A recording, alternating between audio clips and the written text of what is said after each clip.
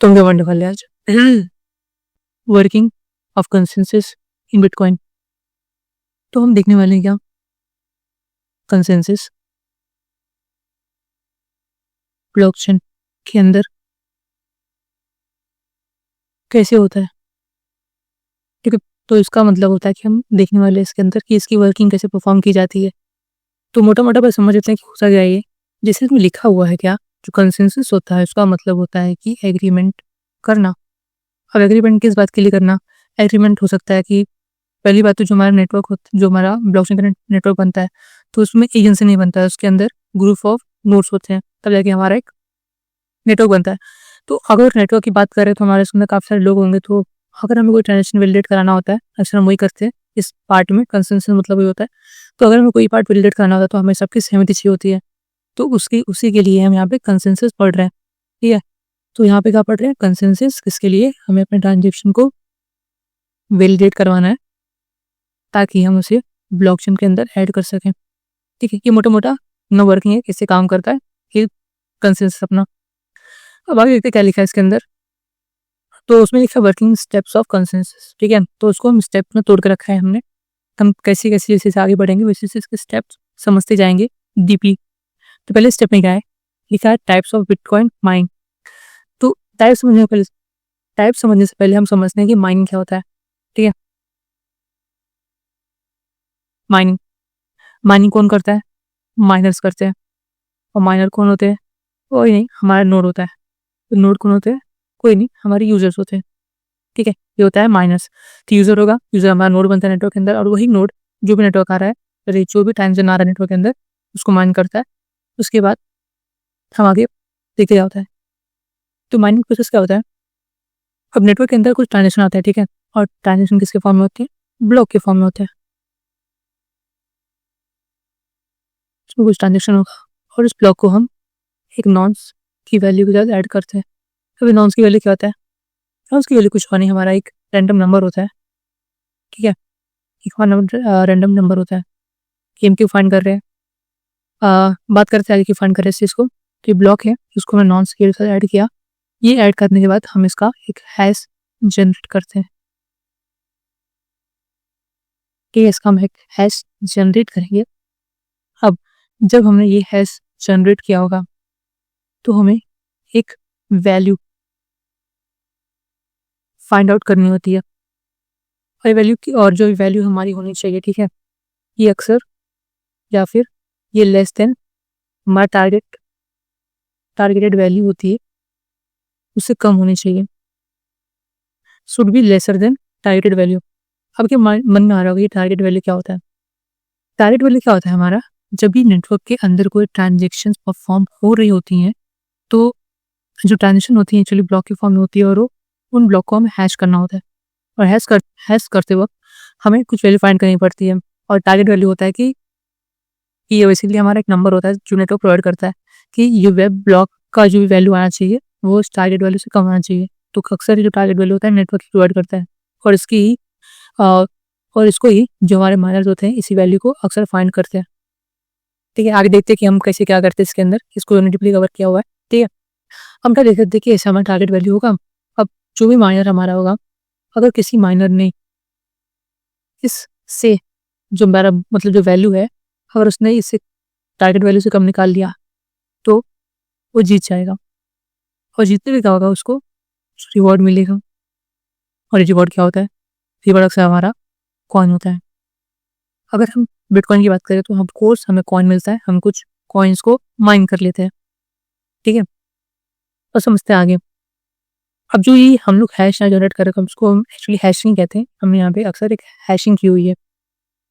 अब हैशिंग करते वक्त जो हम हैश करते हैं, मतलब हैशिंग करते वक्त, तो अक्सर जो ये हैश होता है क्या होता है? ये हमारा 64 डिजिट का एक हेक्साडेसिमल होता है। एक हमारा हेक्साडेसिमल होता है। अब हेक्साडेसिमल क्या होता है हमारा? तो हेक्साडेसिमल जो होता है एक्चुअली हमारा 0 से लेके 9 तक, ठीक है, और ए से लेके एफ तक, इसको हम कहते हैं अल्फा न्यूमेरिक। ठीक है,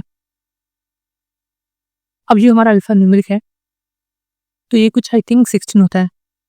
ये 10 हो गया होगा और ये 6, तो कुल मिला के हमारे पास 16 काउंट है। अब बेसिकली इन्हीं 16 कैरेक्टर हमारे पास पड़े हुए हैं, इन्हीं का यूज़ करके हम एक्चुअली हैश जनरेट करते हैं। ठीक है, और उसको हम कहते हैं क्या, हैश सेट। जो हमारा हैश बनता है इन्हीं 16 डिजिट के कैरेक्टर से बनता है। ठीक है, अब हम आगे बढ़ते हैं।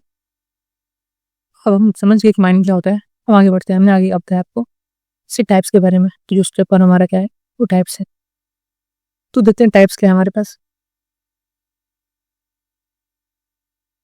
टाइप्स के अंदर उसने 2 पार्ट मेंशन किया हुआ है। कौन सा? तो हमारे पास है सॉफ्टवेयर माइनिंग, दूसरा हमारे पास क्या है, हार्डवेयर माइनिंग। तो स्टेप पर चलते हैं, समझते हैं पहले हमारा सॉफ्टवेयर माइनिंग क्या होता है, उसके बाद समझते हैं हमारा हार्डवेयर माइनिंग क्या होता है। वो जो सॉफ्टवेयर माइनिंग है, ठीक है, इसको एक्चुअली कैटेगराइज कर दिया गया है 2 पार्ट में। दो जो उसने कैटेगराइज किया 2 पार्ट्स के अंदर, वो 2 पार्ट्स कौन से मेरे? पहला पार्ट जो हमारा है वो होता है हमारा क्या, पुल माइनिंग,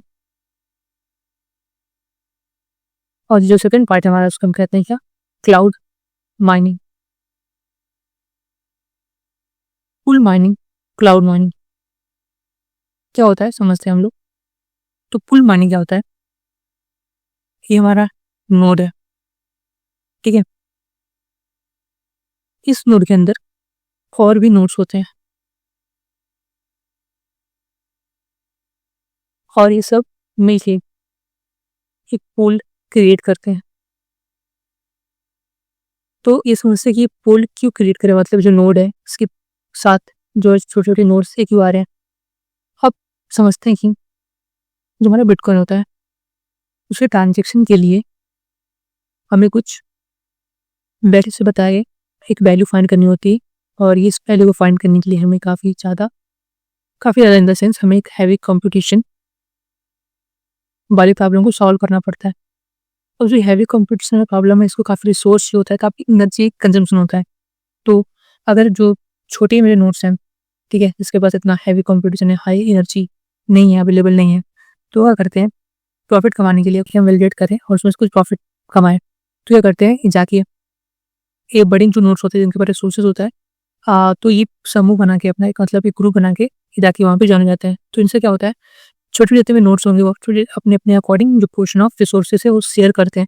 तो ऐसे छोटे छोटे कर करके तो काफ़ी सारे रिसोर्स जनरेट हो जाता है, जिससे क्या होता है, हम इस प्रॉब्लम को सॉल्व करने के लिए रिक्वायर्ड एनर्जी है, जितना कंप्यूटेशन पावर है उतना जनरेट कर पाते हैं। और इससे जो भी हमें रिवॉर्ड मिलेगा वो सब में उसके उनके रिसोर्स के पोर्शन के हिसाब से हम उनको डिस्ट्रीब्यूट कर देते हैं। ठीक है, ये होता है हमारा पुल। अब पुल क्या है, इसमें होते हैं क्या, pool of people. Pool of people जो ही छोटे मतलब लोग होते हैं जाके एक बड़े से पुल, बड़ा पुल बन जाता है उनका। ठीक है, दूसरा हमारे पास क्या है, क्लाउड माइनिंग। क्लाउड माइनिंग क्या होता है, क्लाउड माइनिंग समझो कि हमारा एक XYZ ऑर्गेनाइजेशन है, क्या करता है, जितने भी आपको रिसोर्स रिक्वायर्ड है, ठीक है, ये सारे कुछ प्रोवाइड कर देता है आपको। कहता है कि आप हमारे रिसोर्स प्रोवाइड करो और हम आप माइन कर सकते हो इसके अंदर। तो जो माइनर्स होते हैं बेसिकली क्या करते हैं कि उनको रिसोर्सेज मिल चुका है तो यहाँ जाके माइन करते हैं, और जब माइन कर लेते हैं तो जो भी उनको प्रॉफिट होगा, राइट, जो भी वो रिवॉर्ड मिलेगा उसमें का जो कुछ पोर्शन है, ठीक है, वो एज ए फीस इनको अवेल कर देते हैं, क्योंकि आप उनका रिसोर्स यूज़ कर रहे हो। ठीक है, तो फिर रिसोर्सेज के लिए कुछ फी रखते हैं कि अगर आपको हमारा सर्विस कंटिन्यू रखना है तो आपको इतना फी पे करना पड़ता है, तो उसके अकॉर्डिंग अपना उन लोग फी पे करके उनकी सर्विसेज को अवेल करते हैं। तो ये हमारा होता है क्लाउड माइनिंग। क्लाउड माइनिंग का फायदा होता है, काफ़ी सिंपल होता है, क्योंकि इसमें आपको बोलते हैं ना, आप हैजल फ्री होते हो, आप रिसोर्सेज किसी और कंपनी का इस्तेमाल करो, आपको बस वहाँ जाके माइन करना है, क्रिप्टो का माइन करना है। तो काफ़ी ज़्यादा बोलते हैं एक जो भी हमारा यूज़र है उसके लिए काफ़ी एक ईजी प्लेटफॉर्म होता है, प्रोवाइड करता है हमारा क्लाउड माइनिंग। जो हमारा यूज़र को उसकी इक्विपमेंट बाई करने की जरूरत नहीं पड़ती इसके अंदर। ठीक है, जो हैवी इक्विपमेंट होते हैं जो हमें रिक्वायर्ड होता है अपना पजल को सॉल्व करने के लिए, इसके अंदर रिक्वायरमेंट नहीं होता है, तो इससे हमारा काफ़ी ज़्यादा जो हमारा कंजम जो हमारे रिसोर्सेज उससे सेफ जाता है। ठीक है, स्टेप को समझने के बाद समझते हैं इसका जो सेकंड स्टेप है वो क्या होता है। चलिए लिखा proof of work and hash cash. Hash cash को देखते हैं, पहले हम देखते हैं कि प्रूफ ऑफ वर्क हमारा क्या होता है। ठीक है, जो ना प्रूफ ऑफ वर्क होता है ये हमारा एक कंसेंसस मैकेनिज्म होता है। कंसेंसस मैकेनिज्म कहते हैं इसको, ये तो हम इसको एल्गोरिथम भी कहते हैं। ठीक है, और जो माया सोचते हैं एक्चुअली इन्हीं का इस्तेमाल करते हैं ब्लॉक को माइंड करने के लिए। तो जो हमारा PW होता है, ठीक है, इस्तेमाल करता है इसका क्रिप्टोग्राफिक हैश फंक्शन का।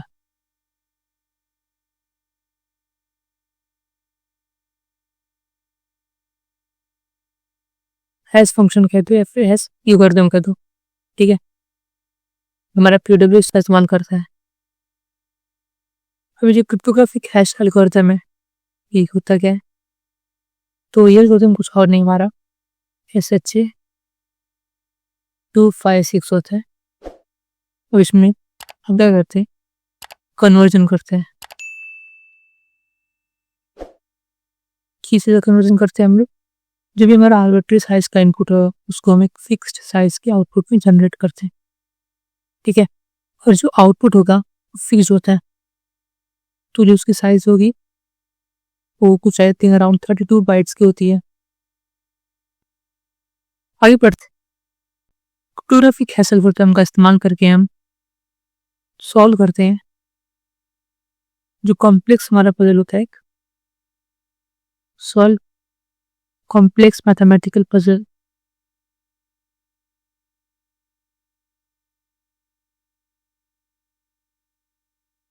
ठीक है, ये सॉल्व क्यों करते हैं हम लोग,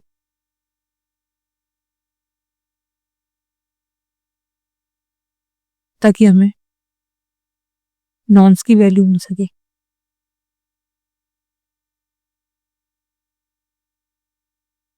और इसी नॉन्स की वैल्यू को हम लोग ब्लॉक के साथ ऐड करते हैं, और उसके बाद जो भी हमारा वैल्यू आता है वो टारगेटेड वैल्यू से कम होना चाहिए। और ये सॉल्व कौन करता है, माइनर से सॉल्व करते हैं, और इसका कॉम्प्लेक्स जो मैथमेटिकल पजल है उसकी नॉन्स वैल्यू फाइंड करते हैं।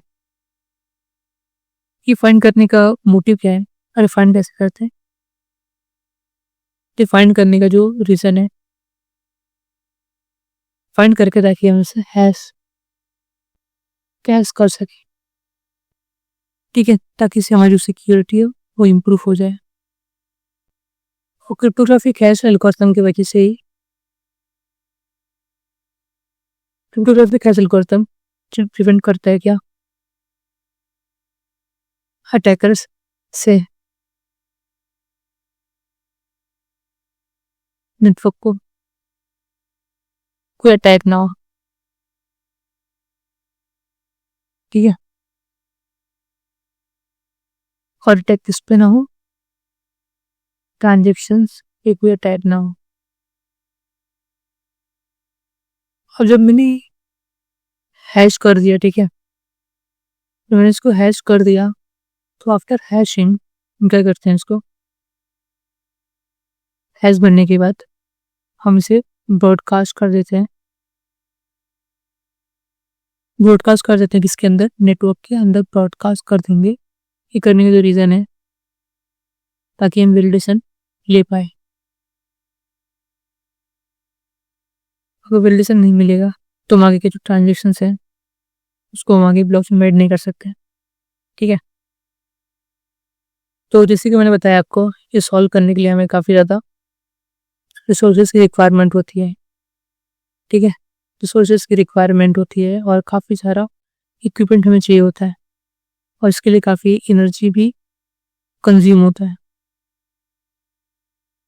तो इन चीज़ों को नलीफाई करने के लिए हम क्या करते हैं, कम करने के लिए, फिर कम करने के लिए क्या करते हैं हम, नलीफाई मतलब उस पार्ट को रिड्यूस करने के लिए क्या करते हैं, हम करते हैं पुल माइनिंग। तो हम जो यहाँ प्रॉब्लम सॉल्व करते हैं तो इसमें एक नॉन्स वैल्यू मिलती है, तब इस नॉन्स वैल्यू को हम हैश कैश करते हैं। हैश कैश का होता है हम आगे लिखने वाले। ठीक है, बट उससे पहले हमें कुछ और जानना है इसके बारे में।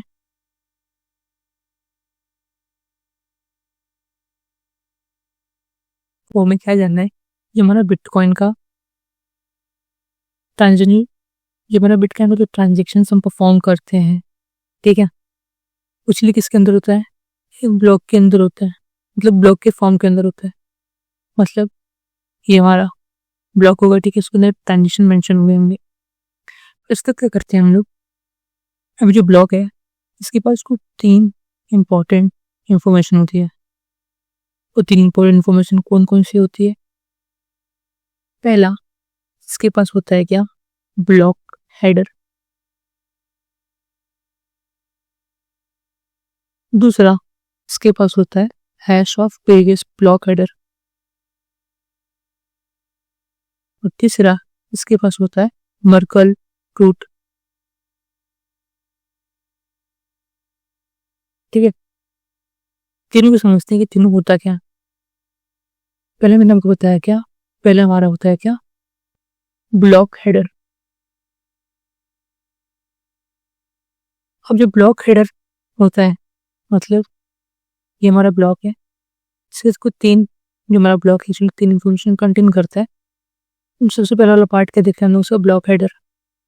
तो ब्लॉक हेडर के अंदर क्या क्या इंफॉर्मेशन कंटेन करता है, देखते हैं। सो उसमें जो उसकी साइज होती है समथिंग अराउंड 80 बिट्स होती है, आई थिंक सो, ठीक है, 80 बिट्स होती है। अब 80 बिट्स में भी ये काफ़ी सारे इंफॉर्मेशन कंटेन करता है, जैसे कि इसके इनिशियल के 4 बिट के अंदर हो, 4 बाइट्स के अंदर वो बिटकॉइन वर्जन नंबर को कंटेन करता है। वर्जन नंबर क्या होता है, तो हर ब्लॉक का अपना खुद का वर्जन नंबर होता है, लाइक सीरियल नंबर जैसे होता है वैसे अपना इनका वर्जन नंबर होता है, जो दिखाता है कि हर ब्लॉक का क्या वर्जन नंबर, मतलब कौन से सीरियल अकॉर्डिंग ये स्ट्रिंग के अंदर जुड़े हुए हैं। ठीक है, अगला जो मेरा पार्ट होता है वो क्या होता है, फिर अगेन इसका 32 बाइट्स का, अगेन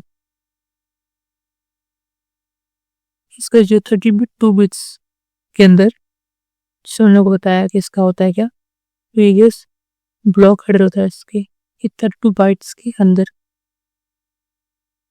इस 32 बाइट्स के अंदर इसके पास प्रीवियस ब्लॉक हेडर का इंफॉर्मेशन होता है। इसके बाद अगेन 32 बाइट्स के अंदर इसके पास क्या होता है इंफॉर्मेशन, मर्कल रूट। जो हमारा मर्कल रूट पार्ट है, ठीक है, इसको हमने डिटेल में कवर किया हुआ है और इसी प्लेलिस्ट में अवेलेबल है। अगर आपको इसके रिगार्डिंग कोई भी कंफ्यूजन है, डाउट है, हम जाके वहाँ चेकआउट कर सकते हो, बट आपको मेरे को भी दे देता हूँ कि होता क्या मर्कल रूट। सपोज दैट हमारे पास 4 block, block 1, block 2, block 3, block 4। अब क्या करते हैं हम लोग, पहले उस पर लिंक का हैश बनाएंगे, मैं सबका हैश ए, फिर हैश बी, हैश सी, हैश डी, सारे मेरे होते हैं लीफ नोट्स। ठीक है, लीफ नोट्स को हम क्या करते हैं, फिर इनका एक पेरेंट्स होता है जिसको हम क्या कहते हैं एच ए बी, यहाँ पे क्या करेंगे एच सी डी। इसी तरह इनका भी एक पेरेंट्स होता है जिसको हम कहते हैं क्या, H hash A B C D. Ring का क्या होता है, रूट नोड। ठीक है, मतलब यहीं से आगे जनरेट, यहीं से मतलब ये 4 जितनी चाइल्ड है सब वहीं जनरेट होगा। 32 बाइट्स के अंदर मर्कल रूट की इंफॉर्मेशन होती है।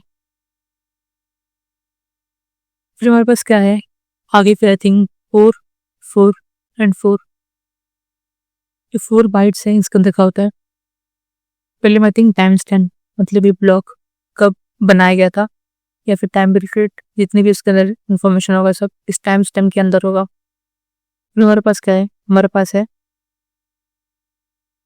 इस 4 बाइट के अंदर था हमारा टारगेटेड वैल्यू, अगर जिसे हम कहते हैं क्या, डिफिकल्टी वैल्यू।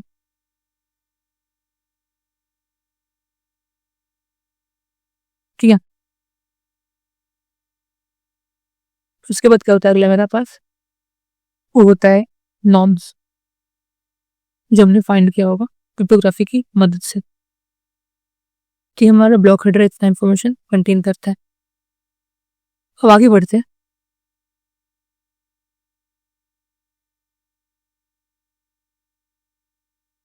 तो हैश के पहले हमें कुछ बातें और जाननी चाहिए या बताना चाहिए, वो ये है पहला हमारा क्या है, हैश फंक्शन। तो हैश फंक्शन क्या करता है, ये एक्चुअली हैश क्रिएट करने में काम करता है। जैसे कि हमने देखा था क्रिप्टोग्राफिक एल्गोरिथम वाला पार्ट, उसमें हम क्या इस्तेमाल कर रहे थे, SHA-256। ठीक है, तो उसी तरह हमारा हैश फंक्शन हैश बनाने का काम करता है। कि काम कैसे करता है, अब यहाँ पे हमारे पास इनपुट डेटा होगा और यहाँ पे हमारे पास होगा हैश फंक्शन, और इस हैश फंक्शन मतलब यहाँ पे हम कंसीडर कर रहे हैं क्या, SHA-256, इसको हम कंसीडर करके हैश फंक्शन मान रहे हैं। अब क्या होगा, इस हैश फंक्शन में जब डेटा आएगा तो इसका हमें आउटपुट मिलेगा। ठीक है, एक आउटपुट वैल्यू मिलेगा, हमें डेटा मिलेगा, दोनों की बात है। जो इनपुट डेटा होगा ये आर्बिट्री साइज का होता है। आर्बिट्री मतलब होता है रैंडम साइज का। अब इस जो इनपुट डेटा इसके अंदर हम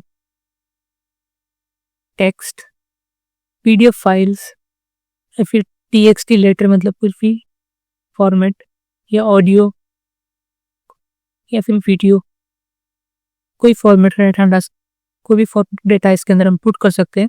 उसके बाद क्या करेंगे, डेटा जाएगा SHA-256 के पास, जो कि मेरा हैश एल्गोरिथम है, जो कि हैश जनरेट करेगा। ठीक है, हैश जनरेट करने के बाद मुझे ये आउटपुट जनरेट करते रहेगा, उसको हम कहते हैं हैश वैल्यू। जो हैश वैल्यू मेरी होती है ये एक्चुअली फिक्स्ड साइज की होती है। जैसे कि फिक्स साइज मैंने क्यों बोला यहाँ पे, क्योंकि हमने यहाँ 256 एज एग्जाम्पल हमने यहाँ पे क्रिप्टोग्राफिक एल्गोरिथम इस्तेमाल किया होगा। ठीक है, अब 256 का काम क्या होता है, हमें फिक्स्ड आउटपुट देना, तो मतलब 32 बाइट्स का हमें ये आउटपुट जनरेट करके देगा, no matter what the size of input data you have given. ठीक है, हम पढ़ने वाले हैं क्या, हैश फंक्शन का कैरेक्टरिस्टिक। ठीक है, ये हैश फंक्शन कैरेक्टरिस्टिक होता है, पहला तो ये है कि ये होता है वन डायरेक्शनल। इसका मतलब ये होता है, अब जो यहाँ पे आपने हैश मतलब जो भी आपके यहाँ पे आउटपुट वैल्यू जनरेट किया, ठीक है, अब इस आउटपुट वैल्यू से आप जो ओरिजिनल डेटा होगा, ठीक है, उसको आप जनरेट नहीं कर सकते। मतलब इनपुट को आउटपुट में कन्वर्ट कर सकते हो, बट आउटपुट वैल्यू को इनपुट में कन्वर्ट इसी मेथड से तो नहीं कर सकते। अगर आपको आउटपुट की जो वैल्यू जनरेट करना है इनपुट डेटा मतलब उसके ओरिजिनल फॉर्म में, तो उसके लिए अलग मेथड होता है। ठीक है, वो हमें इस्तेमाल करना पड़ेगा, इस मेथड से बिल्कुल नहीं होगा। फिर दूसरा सेकेंड कैरेक्टरिस्टिक है, वो क्या है, वो है कि ये फास्ट कंप्यूटेशन को सपोर्ट करता है। और अगला क्या है कि जो भी आउटपुट जनरेट करता है, ठीक है, वो हर बार यूनिक होती है। मतलब ये यूनिकनेस प्रोवाइड करता है। क्या मतलब एले पॉइंट का ये मतलब है, जो भी आपने इनपुट दिया होगा उसका जो हैश वैल्यू बनेगा वो यूनिक बनेगा। अगर आपने उस इनपुट में हल्का कोई चेंज करोगे तो जो आपका आउटपुट है उसमें भी काफी ड्रास्टिक चेंज दिखने मिलता है। ठीक है, तो हमारा हैश फंक्शन